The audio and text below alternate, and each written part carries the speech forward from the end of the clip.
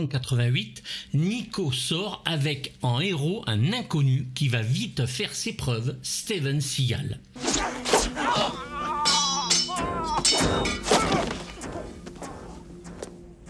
Alors même si aujourd'hui il n'est plus que l'ombre de lui-même et ressemble, comme dirait Yannick Dahan, à une otarie bourrée à la bière, incapable de lever la jambe, restant assis 98% du temps dans ses films, en train de papoter tout en tripatouillant des jeunes filles 4 fois plus jeunes que lui, Steven Seagal c'était quand même autre chose quand il entre en scène à l'époque et nous assène même de jolis passages d'action comme on les aime.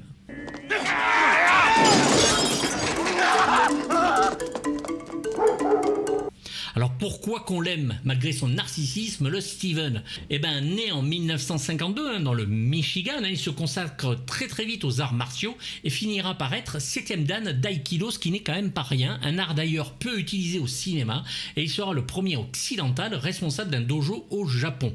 Il épouse Miyako Fujitani en 1975, aura 2 enfants et son beau-père lui lègue donc son dojo. Arrange-toi, j'ai pas de temps à perdre. Ça te ferait mal d'être poli? Il reste au Japon 17 ans et va laisser un mystère sur ce qu'il y fait pendant ces années. Il va faire croire qu'il a travaillé un peu pour la CIA, un peu pour tout ça. De retour aux États-Unis, il va commencer donc à créer cette légende. Il fait penser donc qu'il a travaillé pour la CIA, qu'il a été chasseur de primes et que Nico, Above the Law en anglais, est hautement autobiographique. Bon, si on veut. Les photos de lui dès le plus jeune âge dans le générique de début, pour arriver jusqu'à l'âge adulte, il nous piège en nous faisant croire que ce que l'on entend est vrai et que ce que l'on va voir est vraiment ce qui lui est arrivé. La légende dit même qu'il aurait été en contact étroit avec la mafia italienne, divorce de sa femme, ouvre un dojo à Los Angeles où des stars viendront prendre des cours comme Sean Connery ou Toshiro Mifune, mais surtout Michael Ovitz, un agent de star qui lui ouvrira les portes d'Hollywood.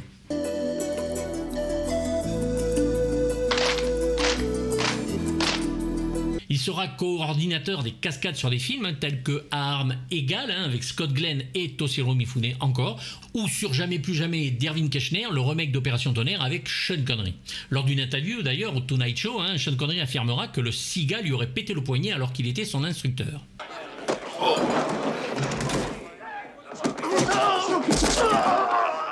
Mon premier film, Nico, est une aubaine pour Seagal qui va pouvoir y montrer son art, l'aïkido en mode « regardez ce que je sais faire ». En gros, il immobilise, il attend 2 secondes et leur casse un membre. Que du bonheur. Approche un peu, toi. De plus, ce film est porté par un casting conséquent, même si les futures stars ne le savent pas encore. Nous y avons Sharon Stone, avant Total Recall, et Basic Instinct qui joue sa femme, Pam Grier qui n'a pas encore travaillé avec Tarantino et qui joue sa collègue, Michael Rooker qui est assis à un bar, on le voit 4 secondes, ou Henry Silva en grand méchant.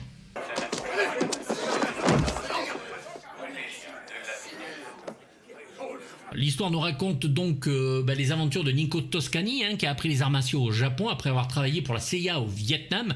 Il rentre à Chicago où il officie comme policier. Non seulement tu vas parler, mais tu vas même chanter, mon pote. Qu'est-ce que ce guignol a à voir avec les services secrets?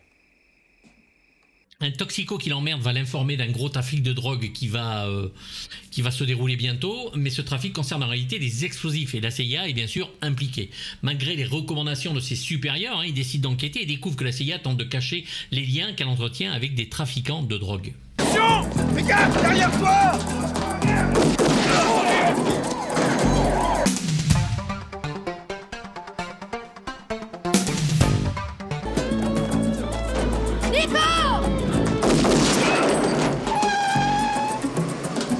Toute la publicité de Nico sera faite sur Seagal et ses ceintures noires, les gros bras commençant un peu à flancher à l'époque. Lui arrive avec son catogan, alors pas dans le premier bien sûr, mais après, et surtout sa silhouette qui est très élancée et fine, mais qui casse des bras comme personne. De plus, l'aura mystérieuse sur l'acteur qui joue à fond et se prend très voire trop au sérieux en rajoute pour le plus grand plaisir des fans de Yakayo.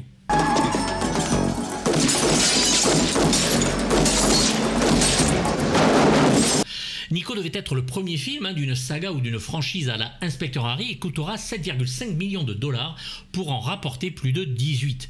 Andrew Davis, qui sort de la réalisation de Sale temps pour un flic avec Chuck Norris à son meilleur et enchaînera sur le bon Piège à haute mer et surtout Le Fugitif avec Harrison Ford, tourne toujours dans la même ville. Arrêtez vos conneries, merde. Nico! Ils écriront avec Seagal cette histoire de Nico, puis le scénario sera finalisé par Steven Pressfield et surtout Ronald Shusett, ce dernier ayant écrit et aidé au scénario d'Alien, Total Recall, Free Jack ou King Kong 2. Bon, on s'en vante pas. T'auras jamais le temps de nous buter tous, c'est trop duc. Peut-être pas, non, mais ça coûte rien d'essayer. Le film est solide, les scènes d'action envoient du lourd malgré la vision des tatamis sur le sol et la manière qu'a Seagal de se mouvoir est assez inédite, comme sa façon de se battre. Oh, nom d'une vache sacrée. Nico et même Justice Sauvage d'ailleurs mettront en avant le côté italien, moitié flic, moitié mafia dans sa famille.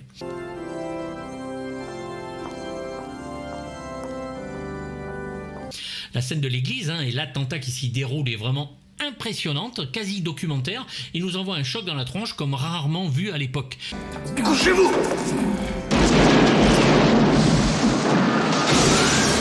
Filmé avec une énergie qui fait du bien, implacable dans son histoire aussi simple soit-elle. On n'est pas chez Kubrick, certes, mais sur du film d'action, c'est du bonheur pur jus.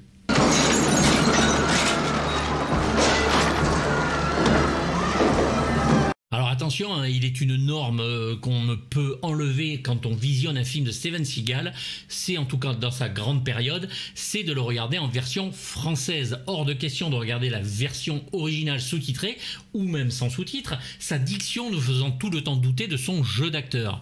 Qu'est-ce qui vous ennuie encore, Toscani? C'est vous qui commencez à me faire chier. Ne recommencez jamais ça. Il est meilleur en VF parce que le doubleur est un meilleur acteur. Il crève ici l'écran, il est vraiment quand même impressionnant et l'on y retrouve un peu dissous dans sa posture, et seulement ça. C'est la police. Oh, mais arrêtez de vous battre, c'est la... Comme souvent avec les flics burnés, il va mener son enquête à sa manière malgré les supérieurs qui lui disent arrêter. On aura droit à ce que Seagal nous donnera avec ses autres films, torture, cassage de bras et autres jeux de machette. Nico est exactement ce qu'on en est venu voir, une série B burnée comme on les aime.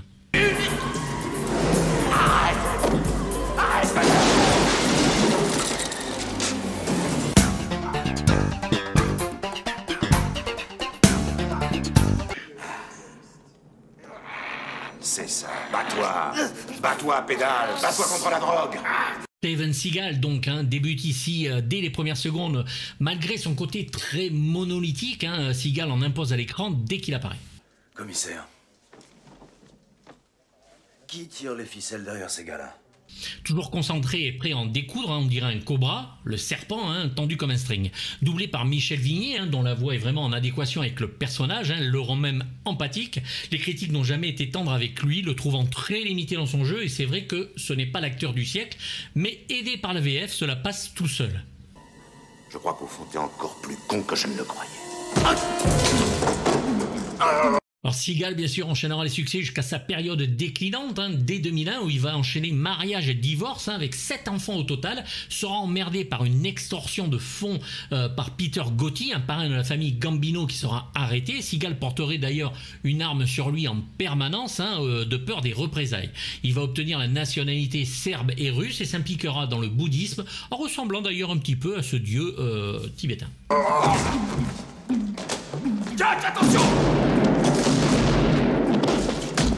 Sa notoriété cinématographique viendra surtout sur sa façon de se battre, absolument unique à l'époque.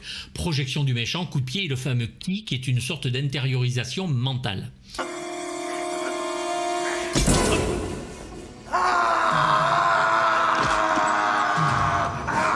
Il aura des déboires sur des harcèlements sexuels, des choses comme ça, des problèmes avec les impôts. Du coup, il reste souvent planqué dans les pays à gauche à droite, même s'il a été adjoint du shérif dans une série de télé-réalité. Je te tuerai. Nico, ça va? Nico, t'es complètement dingue, ça va pas la tête! l'autre côté, ok? Alors quel plaisir de retrouver Pam Grier qui joue ici Dolores Jackson, surnommée Jax, les parfaites, et se révèle toujours aussi bonne comédienne.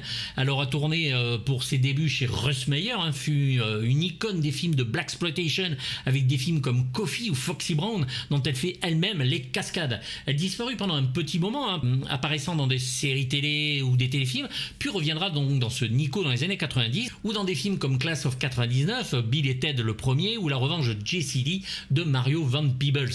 Carpenter la fera tourner dans Los Angeles 2013, puis Ghost of Mars. On la voit dans Mars Attacks, et oui, de Tim Burton. Et en 1997, bien sûr, Tarantino en fera sa Jackie Brown. Il y a des jours où je ne regrette pas d'être végétarienne. Ah, tu manges de la viande, je sais que tu en manges.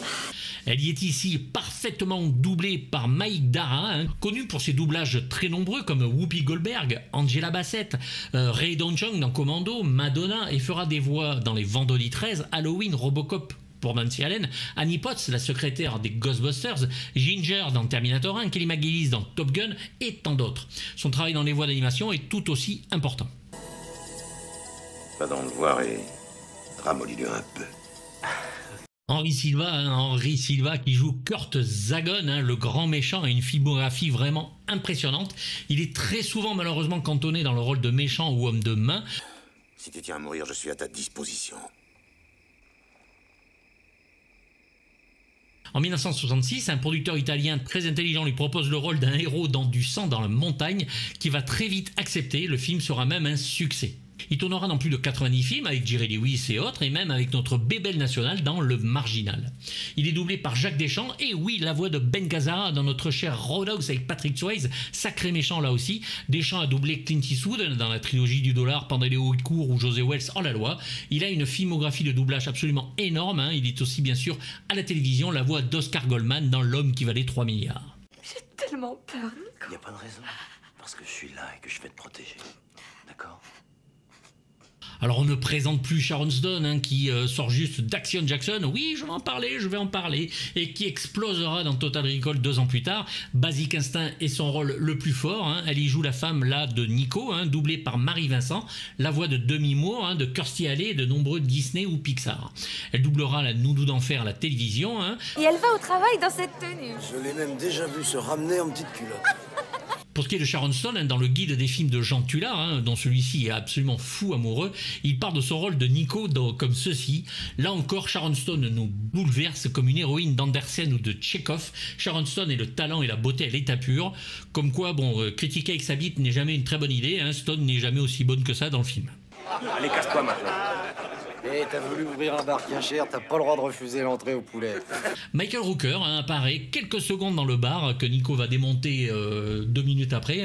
On le connaît bien sûr pour son rôle dans Henry Portrait of a Serial Killer, Mississippi Burning où c'était une ordure, Jour de tonnerre, JFK, Cliffhanger, Tombstone et bien sûr dans les films de son ami James Gunn d'Horribilis aux Gardiens de la Galaxie.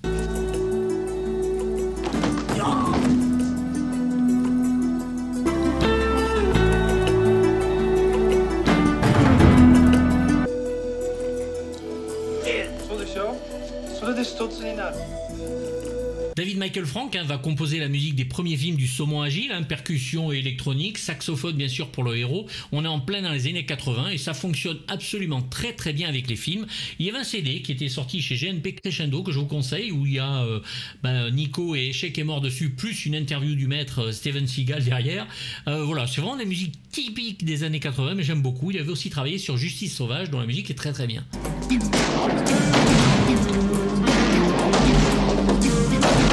Pas le laisser s'enfuir! Steven Seagal partira donc très très vite en couille dès son deuxième film Échec est mort, où l'acteur et le personnage ne feront plus qu'un, mais en mode blaireau, ce qui est un vrai plaisir coupable pour un des films les plus idiots de l'époque, mais que j'adore.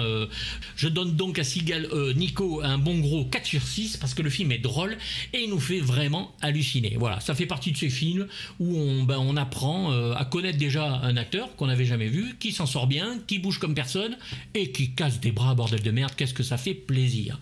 Voilà, écoutez, j'espère que vous êtes fan de ce Yakayo, en tout cas sur ses premiers films. Et puis je vous dis à très bientôt. On fera le reste, bien sûr. Échec est mort, Justice sauvage, Désigné pour mourir, Piège en haute mer et tout le tintouin. Pouce haut, pouce bas. Vous me dites si vous aimez, si vous aimez pas. Il y a d'autres vidéos, n'hésitez pas. Et je vous dis à bientôt. Bye bye. Messieurs, Aussi longtemps qu'il y aura des groupes d'individus à l'abri de toute investigation,